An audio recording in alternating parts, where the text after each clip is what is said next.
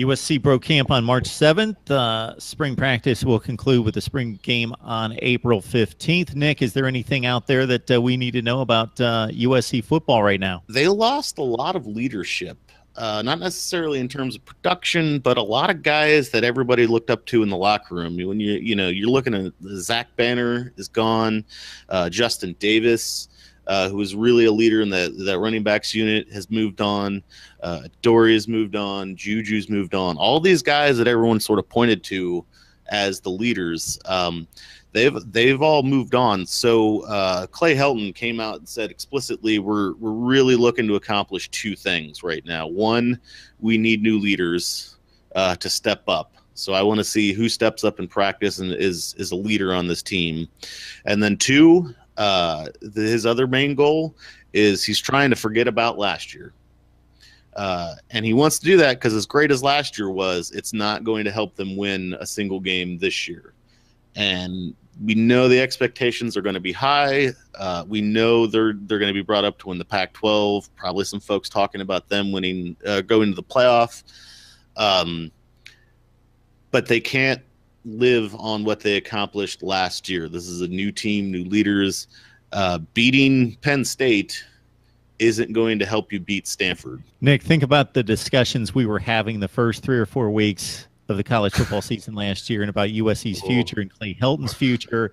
And even thinking, hey, if this team, we know that they're good enough, they have enough talent to make some kind of run to eke out a 8-5 year, a 7-6 year, get to a bowl game. But to even think that a team that lost 3 games could elevate themselves to number 3 in the country, that's how much they impressed everyone involved in winning the Rose Bowl after coming close to a Pac-12 championship, considering where they started. It was pretty crazy. Yeah, it's only going to get crazier from here. And so,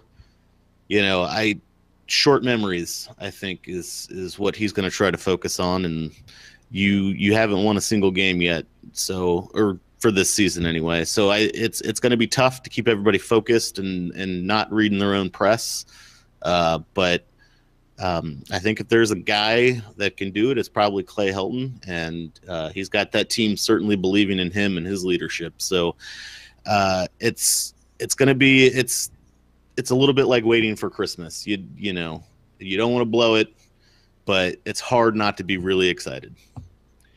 Nick and I launched a Pac-12 channel about 6 to 8 weeks ago, along with Mike Regalado from Gojo Bruin and Shireen Ryan from Zona Zealots. We're covering USC, UCLA, Arizona, Stanford pretty well.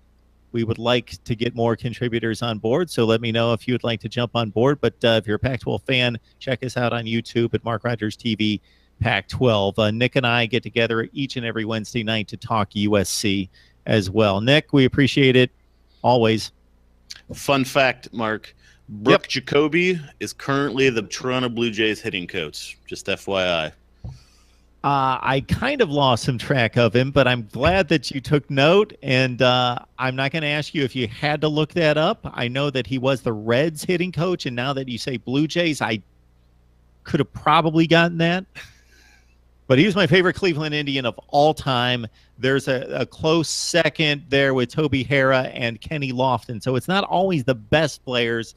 It's just you can't explain it, why you gravitate to certain people and certain guys kind of catch your eye and just become your favorite for some reason. And for me as a baseball fan, it's Brooke Jacoby.